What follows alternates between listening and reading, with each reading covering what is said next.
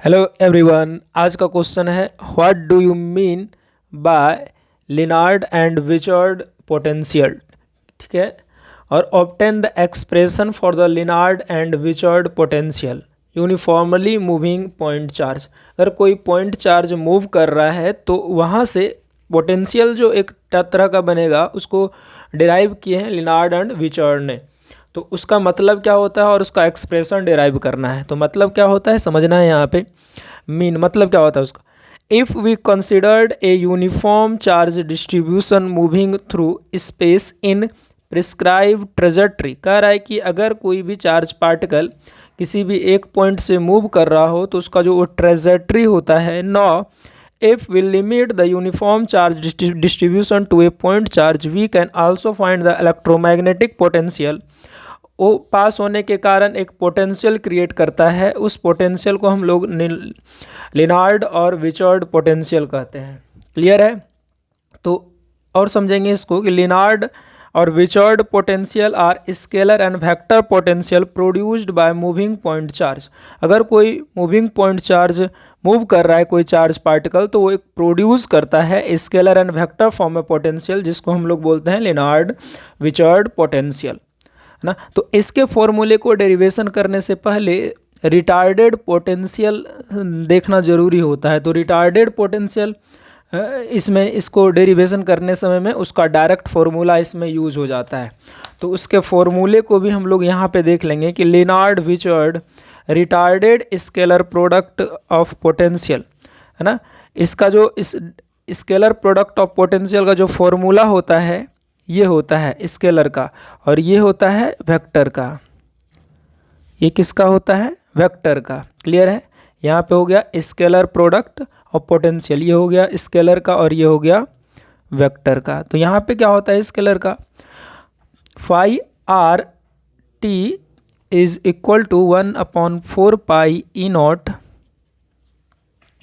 रो। Rho ये हो गया हमारा वॉल्यूम डेंसिटी, है ना। आर और आर प्राइम इसको डॉट दे देते हैं तो यहाँ हो जाता है प्राइम, ये हो गया टी प्राइम और ये क्या हो गया हमारा वॉल्यूम। क्लियर है। ये हो गया question number first.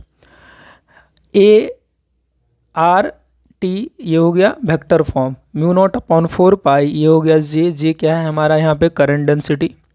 Are t dash r prime और t prime upon r d v dash ये हो गया वॉल्यूम का प्राइम। क्लियर है यहाँ तक। ये हमारा इक्वेशन है। ये इक्वेशन पिछले ही चैप्टर से डिराइव करके आया हुआ है रिटार्डेड पोटेंशियल से। कहाँ से आया है? रिटार्डेड पोटेंशियल से। तो इसको यहाँ पे याद रखना है। तो यहाँ पे क्या होता है, ये ग्राफ क्या कहना चाहता है कि यहाँ पे अगर कोई चार्ज पार्टिकल इधर मूव कर रहा हो, है ना, तो उसका एक ओरिजिन लिया जाएगा यहाँ से। ये हमारा है ओरिजिन। तो ओरिजिन से यहाँ का जो डिस्टेंस होता है r prime dash r prime इसको बोल देंगे और एफ पे उसको जाना है तो वो सीधा जाएगा। तो इसका जो ये डिस्टेंस होता है इसको बोलते हैं हम लोग आर। यहाँ से कोई चार्ज पार्टिकल मूव करके यहाँ तक अगर चला जाता है तो ये होता है डी टी प्राइम, टाइम का प्राइम। और यहाँ पे इसको लेते हैं इनिशियल में टाइम टी और फाइनल हो जाता है टी प्राइम। क्लियर है यहाँ तक। फिर यहाँ से क्या होगा कि ये चार्ज पार्टिकल अगर बढ़ता जाएगा तो इस आर का मान और आर डैश का मान इसका मान बढ़ता जाएगा, ये हमारा कांस्टेंट रहेगा। तो यहाँ से जो आर वेक्टर हम लिख सकते हैं, क्या लिख सकते हैं? आर, इस वेक्टर को हम माइनस कर देंगे तो हो जाएगा आर डैश का माइनस।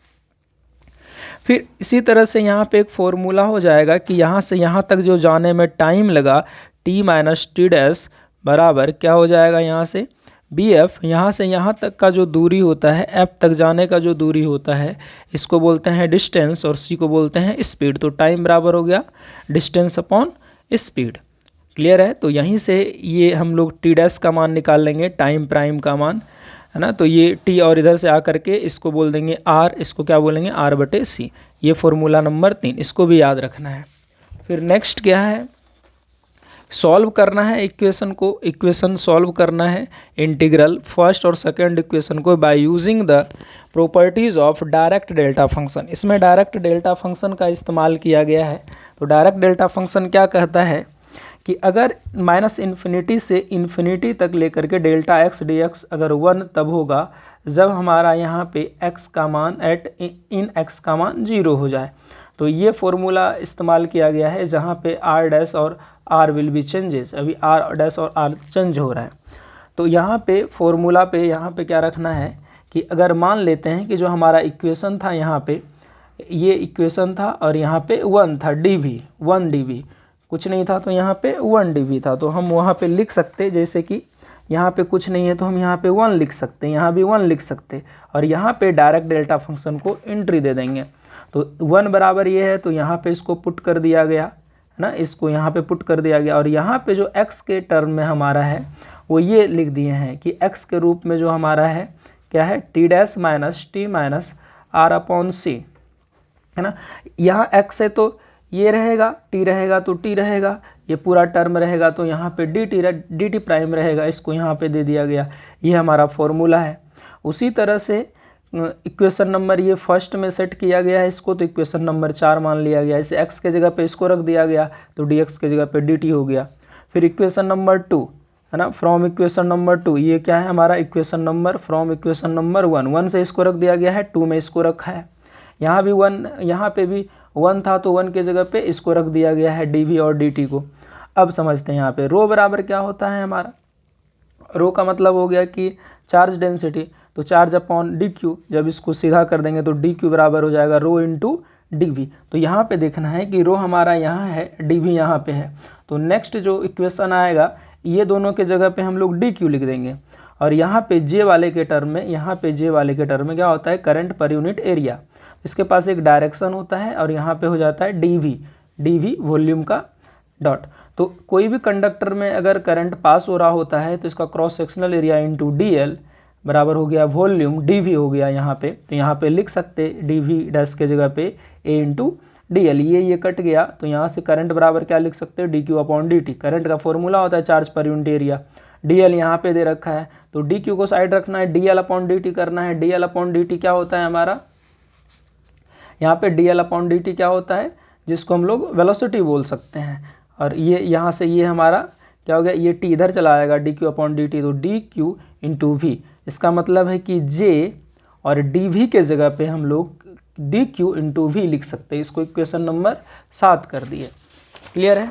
तो फिर नेक्स्ट क्या है हमारा कि अगर इक्वेशन 6 और 7 पुट इन इक्वेशन 4 एंड 5, अगर इक्वेशन पुट कर देते हैं तो अभी बता रखे थे कि वहाँ पे रो और dv के जगह पे dq कर दिए और यहाँ पे j dv की जगह पे dq और v कर दिए। तो जहाँ पे कि ये वाला जो इंटीग्रेशन है इस dq को क्या कर देगा, q कर देगा। यहाँ भी इस dq को q कर देगा, तो यहाँ पे पुट कर देंगे उसको, तो यहाँ पे हो जाएगा हमारा q, और यहाँ क्या हो जाएगा, इसको पुट कर देंगे तो यहाँ हो जाएगा। बाकी सब एज इट इज़ रह जाएगा।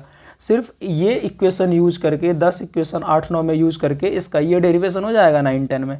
अब क्या करते हैं कि मान लेते हैं कि ये जो इक्वेशन अंदर में है, इंटीग्रेशन के अंदर में, उसको t मान लिए, t1 बराबर क्या है यहाँ पे, t dash minus t minus r। इसको इंटीग्रेशन कर देते हैं t प्राइम के साथ, तो dt1 t प्राइम के साथ इंटीग्रेशन अगर हो जाता है तो 1 माइनस इसका हो गया 1, ये क्या है हमारा कॉन्स्टेंट। यहाँ पे जब ये टाइम शुरू का है तो फिर 0 हो जाएगा उसका, -1 upon D r upon d T dash. तो यहाँ से हो जाएगा dt1 upon d T dash बराबर 1 + 1/c डी आर माइनस ए। इसको मान लेते हैं क्वेश्चन नंबर 14। क्लियर है। ये किस किस टाइम में करना है, टाइम के रेस्पेक्ट में। dt अपॉन dt दे रखा है 1 और माइनस माइनस हो जाएगा प्लस ये इंटीग्रेशन है dr upon dt dash. Clear है यहाँ तक। फिर हो गया हमारा 14 नंबर कंप्लीट। ठीक है, तो 14 इक्वेशन के बाद हम लोग नेक्स्ट आते हैं। तो नेक्स्ट क्या कह रहा है यहाँ पे कि हम लोग आर स्क्वायर को लिख सकते हैं, जब वेक्टर फॉर्म होता है ना तो आर स्क्वायर को लिख सकते हैं r vector dot r vector. तो डिफरेंशिएट करना है बोथ साइड टी डैश के रेस्पेक्ट में। तो यहाँ पे चेन रूल हो गया, पहले आर के रेस्पेक्ट में करेंगे तो 2r होगा, फिर D r upon d T dash होगा, फिर पहले ये हो गया मल्टीपल रूल में, पहले इसको करना है फिर इसको करना है, दोनों सेम ही है। अब वेक्टर में होता है कि ये पलट जाता है हमारा, तो यहाँ पे दोनों जुड़ जाएगा, कोई फर्क नहीं पड़ता। क्रॉस में हमारा साइन माइनस होता है, तो यहाँ से 2 कट जाएगा, ये दोनों जुट करके 2r डॉट आर वेक्टर हो जाएगा यहाँ से। तो d r upon d t prime जो हो जाएगा हमारा क्या होगा, r vector dot d r vector upon d t और यहाँ पे आर। ये क्वेश्चन नंबर 15।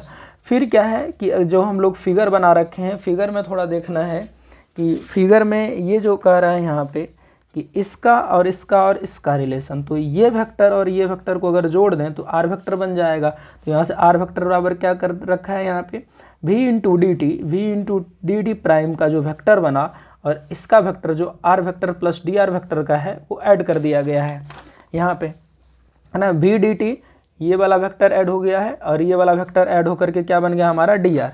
इसको भी डिफ्रेंशिएट करना है किसके रेस्पेक्ट में, डी प्राइम के रेस्पेक्ट में। तो यहाँ से ये कांस्टेंट है हमारा और डी आर क्या हो रहा है, चेंज हो रहा है। तो यहाँ से D r upon d T कर देते हैं, ये कट जाएगा यहाँ से, और ये भी कांस्टेंट है तो ये भी जीरो हो जाएगा। तो ये जीरो हो गया हमारा, ये इसके पास डी टी प्राइम था तो ये कट के डी वेलोसिटी हो गया सिर्फ, ये जीरो हो गया, D r vector upon d T. यहाँ से अगर कैलकुलेशन कर लें इधर उधर करके तो यहाँ से जो D r vector upon d t prime का वैल्यू आता है वो आता है -v। इसको मान लेते हैं इक्वेशन नंबर 16।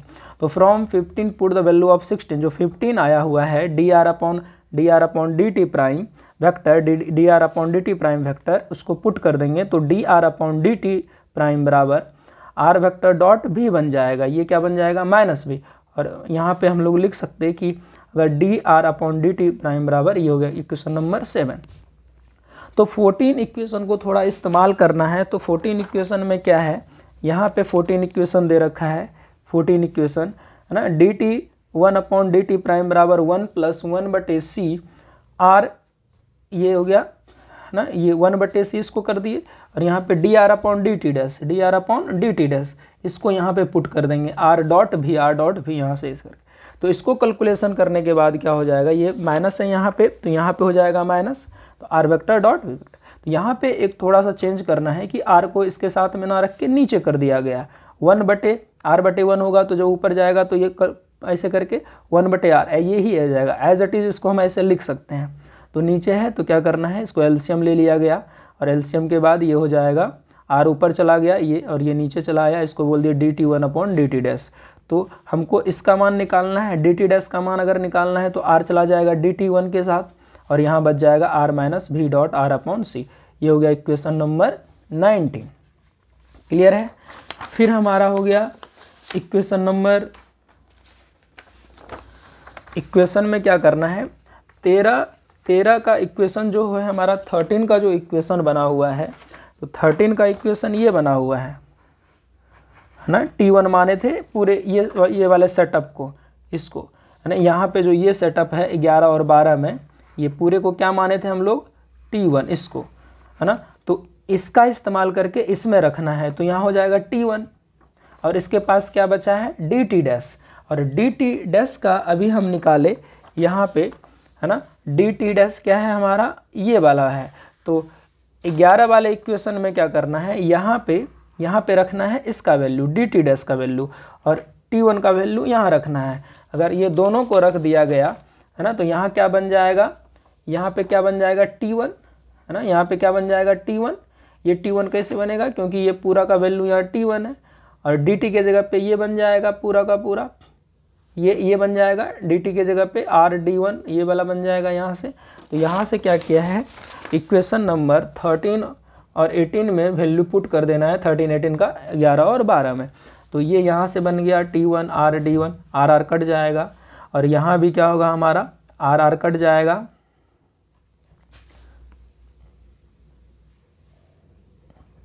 ठीक है। तो फिर यहाँ से क्या हो जाएगा equation number, using the properties of, फिर से यहाँ पे डायरेक्ट डेल्टा फंक्शन इस्तेमाल किया गया। डायरेक्ट डेल्टा फंक्शन क्या है हमारा, -∞ से ∞ डेल्टा x dt। ये कब वैलिड है, जब एट x = 0 हो। सिमिलरली हम लोग कर सकते हैं T1 के साथ, तो T1 यहाँ रखेंगे तो डेल्टा T1 होगा और बराबर T1 0। अगर T1 के जगह पे 0 है तो डेल्टा T1 और T1 यहाँ पे समझना है, ये डेल्टा, ये है T1 और ये है dt1, तो ये पूरे के पूरे टर्म को 1 कर देगा।